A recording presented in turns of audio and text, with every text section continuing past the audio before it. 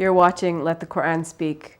We've heard a lot about the Shafia case, a Kingston case about a family, the Shafia family, who are reported to have killed their daughters. And with me is Brother Shabir. Brother Shabir, it is reported that the family abused their daughters or were violent towards their daughters before they were killed. So what are your thoughts on domestic violence, and what does the Quran actually say about it?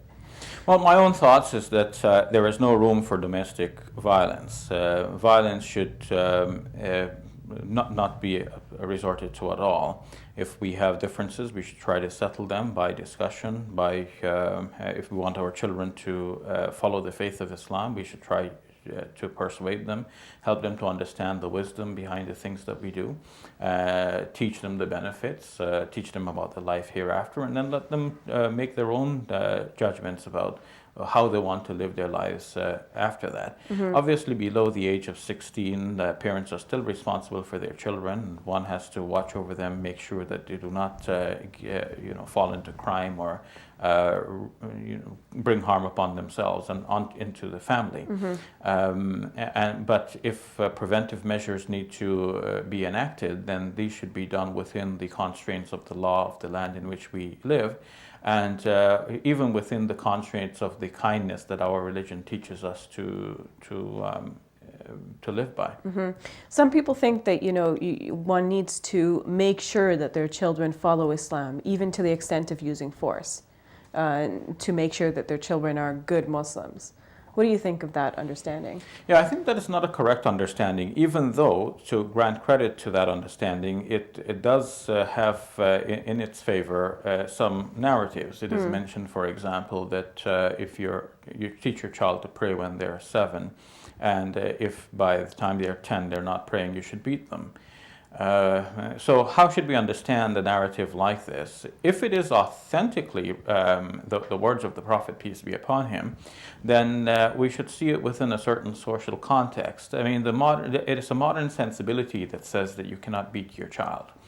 And that it doesn't lead to good for the child in the future. And of course, it can lead to immediate harm, because if you say beat your child, then how much is too much? And if a parent becomes really angry, and we cannot speak for all people, some will have controlled measures of anger, and some will go into uncontrolled anger. But if you say hands off totally, then this is like the alcohol. You say, okay, don't drink alcohol at all, because if you start drinking, you don't know when to stop. Mm-hmm. And some people may get drunk and do silly things. So don't drink at all. So that's the Islamic stance with regards to alcohol. I think a similar stance may become necessary, or this is how we see it in modern times as well. Hands off totally, so you don't get into the question of how, did you beat too severely or not. Use other disciplinary measures that will be less harmful.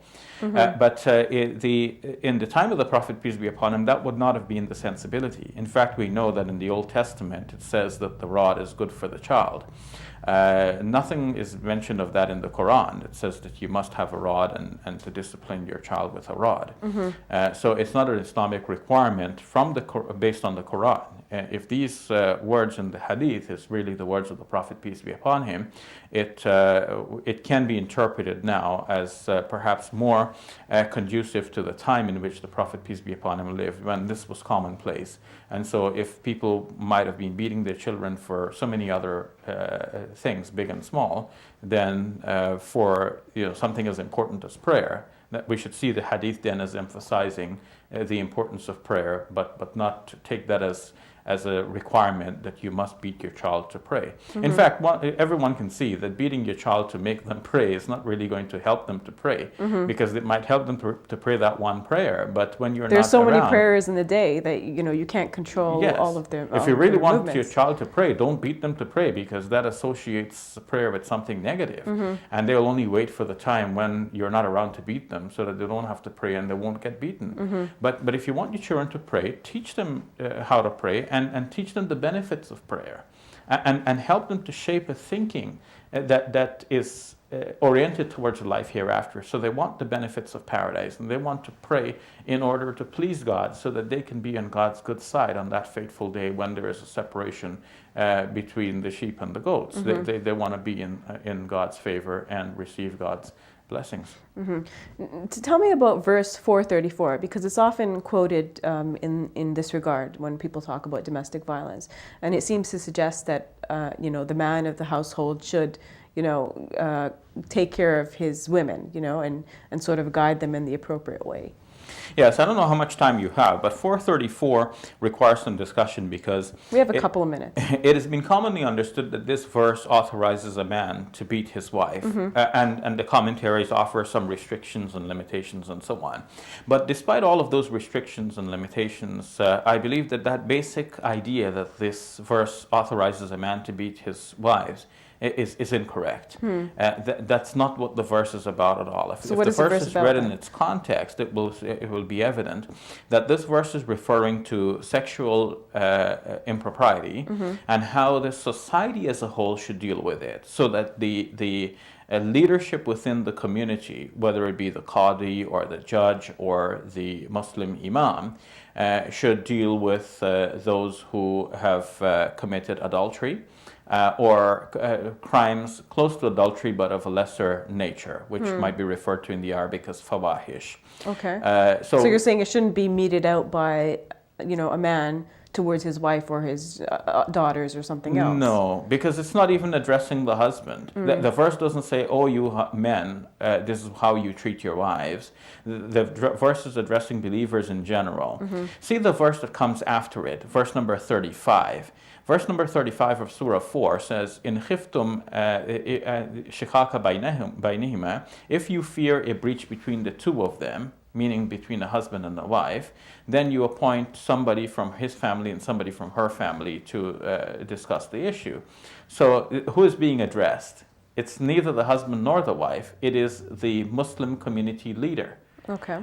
So it is the same addressee that is there in the previous verse number 34, because it continues, it says, "And if you fear." So the verse 434 says, if you fear the recalcitrance from the wives, if you fear in khiftum from your wives, and then it says wa in khiftum. So if you fear and if you fear. وَاللَّاتِي تَخَافُونَ نُشُوزَهُنَّ. As for those whose nushuz you fear, and then it continues, and if you fear. So it is the same you that is being addressed. And everyone agrees that in 435, it is the Muslim leadership that is being addressed, not men being told how to treat their wives. So this is Muslim leaders. The verse preceding it is also relating to the same thing. And it's telling Muslim leaders, this is how you deal with sexual impropriety in the community. We know that elsewhere in the Quran, in Surah 24, verse number 2, there is a prescription of 100 lashes for adultery and fornication, for zina, as it mentions in the Quran. So what will be the penalty for a lesser crime that is not actually adultery or fornication? Probably a lesser number of lashes. Whether lashes should be administered in our day and in our societies and so on, this is a different question. But if we're asking, what does the Quran specifically say? Does it say that men can beat their wives? We have to say, no, this is not what the Quran was talking about. Okay, so we'll leave it at that. Thank you for your time, Brother Shabir. You're welcome. We'll take a break. When we return, we answer questions we've received from you, our viewers.